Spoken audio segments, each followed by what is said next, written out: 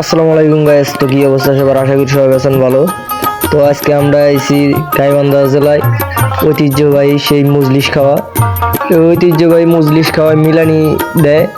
এই মিলানি খাইতে হাজার হাজার দর্শক এই দেখেন ভাত দিতেছে, আমরা অপেক্ষা করতেছি, আমাদের ভাত দেয় না কেন। অনেকক্ষণ যাবত অপেক্ষার পর আমাদের লাইনে এই যে ভাত নিয়ে এসেছে কাকাই।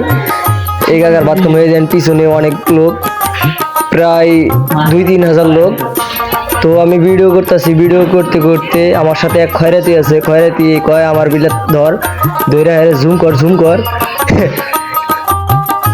তারপর গায়ে জুম করে দেখা দিলাম, সবাই দেখেন, সবাই তাকায় আছে কোন সময় তরকারি আইসে, কোন সময় মেলানি আইসে। এই যে আমার দিকে আইসে ভাত, এখন আমার ভাত দিয়া থেকেছে। ওই যে আমার বন্ধু ভাত নিতে আইসে, বন্ধু কইলো যে আর একবার দেওয়া, আমার বারবার চাই আমরা।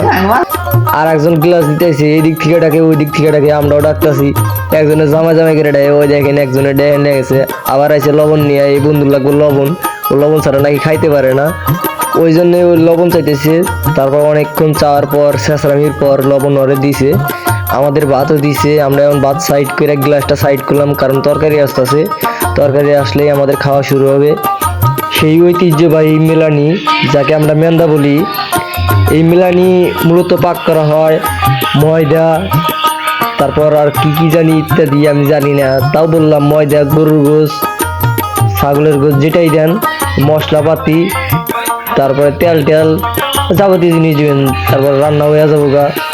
আমাদের লাইনে যে মেন্দা দিতেছে সে বলতেছে হে গোস্ত একটা পড়ে গেছে আর একজনের, সে বলতেছে কি রেট, কি দেখছা থেকে আর আনে, যে তরকারি আনে, তরকারি তো দিয়া শান্তি হয় না, কারণ তরকারি দিয়া শান্তি পেলে আমরা খাই শান্তি পাবো, বুঝছেন। এই যে আমারে দিছে, আর একজনের দিতেছে। তারপর সে একটা গোস্ত, আমার পাশে যে আছে কাকা, ও আর পড়ছে একটা গোস্ত, আমার এই যে হাড্ডি পড়ছে একটা, আর আমার পাশের জন্য আরও পড়ছে। ভালোই, আলহামদুলিল্লাহ ভালোই করছে, খাওয়া দাওয়া ভালো হয়েছে।